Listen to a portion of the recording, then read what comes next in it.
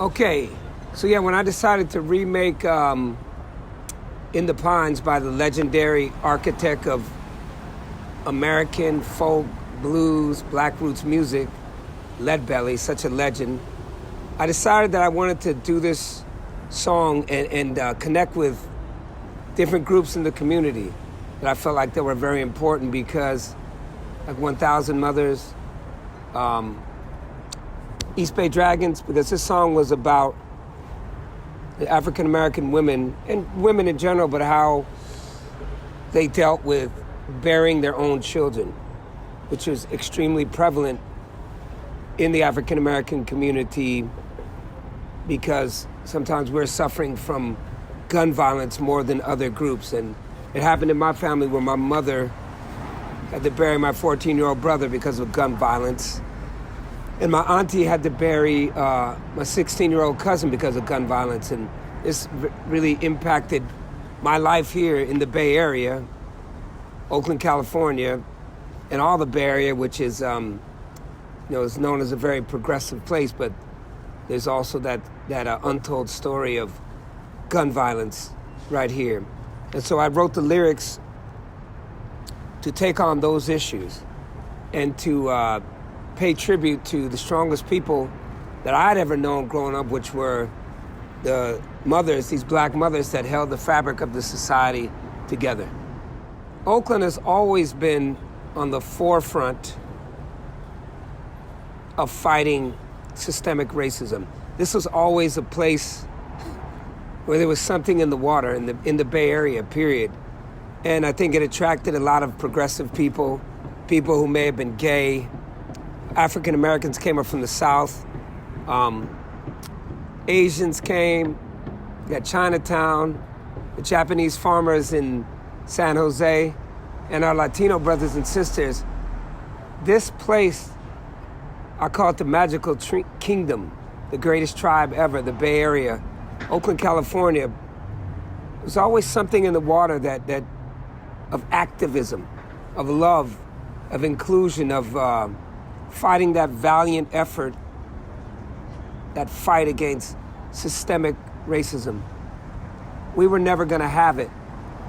We don't accept it. We didn't back then, and we don't now. And those seeds of counterculturalism, of fighting systemic racism, sexism, homophobic, whatever, anything that is derogatory or discriminating against people, you better believe the Bay Area, Oakland, we show up. And I want to say this too, when I speak about ancestors, I always say this to myself. If we get in touch with our roots and with our ancestors, they'll provide for us. All I did was start listening to Mississippi Delta music that I'd heard my life, but I'd never connected with it. All this amazing black roots music from these masters like Skip James and Robert Johnson and Howlin' Wolf and Leadbelly and Charlie Patton. All these masters, Mississippi John Hurt, I can keep going. When I started connecting with those roots of those ancestors, it gave me a career. It gave me 2 Grammys. I travel, I'm internationally known around the world as an artist, not because I was great, but because I just dipped into that well of greatness that was provided for me. I just picked from the trees of those seeds that were planted so long ago. You understand?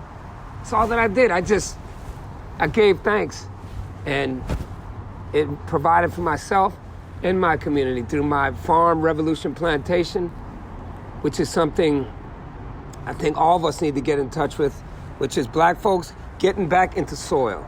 Soil traumatized us.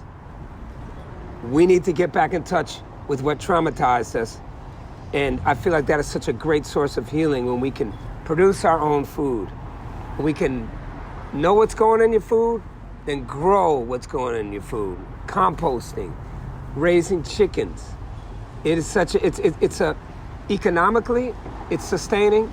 For your mental health, it's sustaining. For your physical health, it's sustaining. And what a way to introduce children, as I've introduced my children into the world by. You want your eggs? You go out there and you go get them. And you clean up that chicken coop. And you compost that chicken manure. And you compost what you're eating. And we grow and we understand that the soil provides, the soil heals.